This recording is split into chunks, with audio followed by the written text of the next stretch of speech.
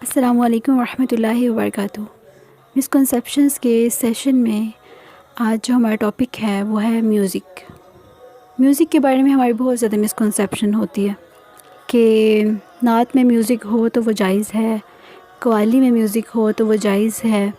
اس بارے میں ہم بہت زیادہ کنفیوز ہوتے ہیں، اور کنفیوز کیسے نہ ہوں، ہمارا جو میڈیا ہے وہ سارا میوزک سے بھرا پڑا ہے۔ ہر بات میں میوزک ہے، ہر اسٹیٹس میں میوزک ہے، ہر ویڈیو میں میوزک ہے، ہر نعت کے ساتھ میوزک ہے، ہر حمد کے ساتھ میوزک ہے۔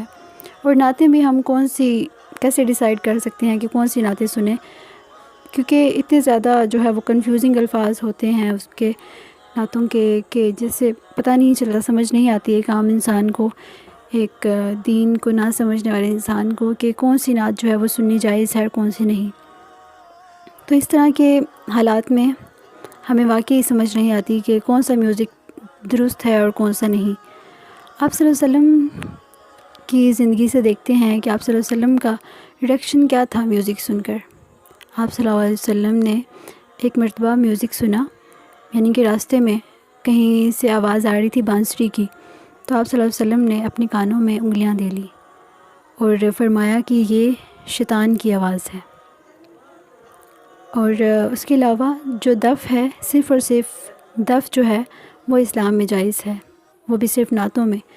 اور اس کے علاوہ جو بھی میوزک ہوتا ہے آج کل، جو نیو انسٹرومنٹس ہیں میوزک کے، سارے حرام ہیں، ڈھول بھی حرام ہے، اور قوالی میں جو کلیپنگ وغیرہ کی جو ساؤنڈ ہوتی ہے بالکل وہ بھی حرام ہے۔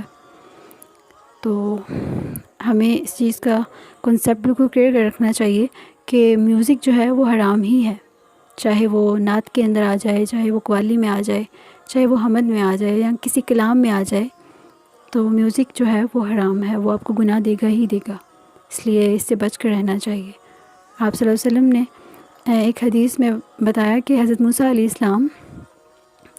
علیہ السلام جب واپس آئیں گے دنیا میں دوبارہ سے، تو وہ میوزک کے جو انسٹرومنٹس ہیں ان کو توڑیں گے، یعنی کہ یہ انکشاف بھی ہے۔ تو اس سے بھی واضح ہوا کہ میوزک جو ہے وہ واقعی ایک ایسی چیز ہے جو فتنوں میں مبتلا کر دینے والی ہے، اور جس سے ضرور بچ کر ہی رہنا چاہیے۔